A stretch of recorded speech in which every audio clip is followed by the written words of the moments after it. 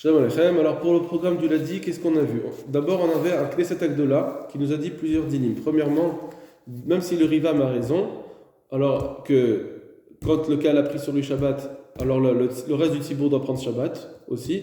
Alors il y a premièrement une marloquette, est-ce que le reste de la ville est tenu de respecter aussi les dynimes des Rabbanan? Ou bien est-ce que c'est que sur le Minatora qui doivent respecter Shabbat plutôt, ou bien même les midei Rabbanan, premièrement. Deuxièmement, ce qu'on a vu, c'est que tout ce qu'on a dit que le reste de la ville est soumis au Kaal, c'est seulement si le Kaal, c'était la majorité qui était à la synagogue, et le reste de la ville était en minoritaire. Dans ce cas-là, la minorité, elle va d'après le Rav.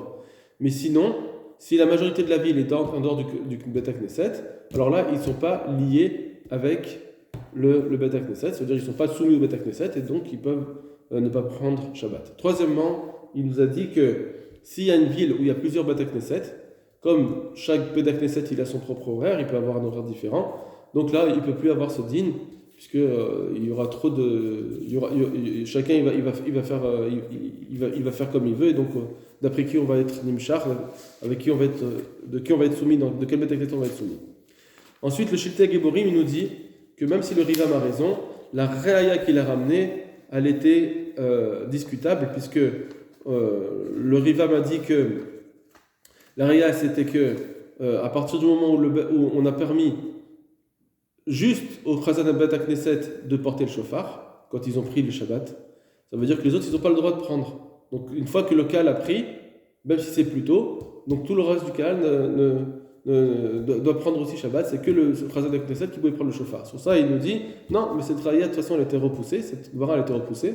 Il faut dire une autre Reaya, il ramène une Reaya du fait que dans la Braïta on a dit que si après la sonnerie, les gens de la ville qui étaient proches, ils ont pris sur le Shabbat, alors ils doivent attendre avant de rentrer en ville pour ne pas qu'on soupçonne que ceux qui sont loin, qui vont venir après, et on va dire bah, vous êtes venus après, jusqu'à maintenant vous avez travaillé.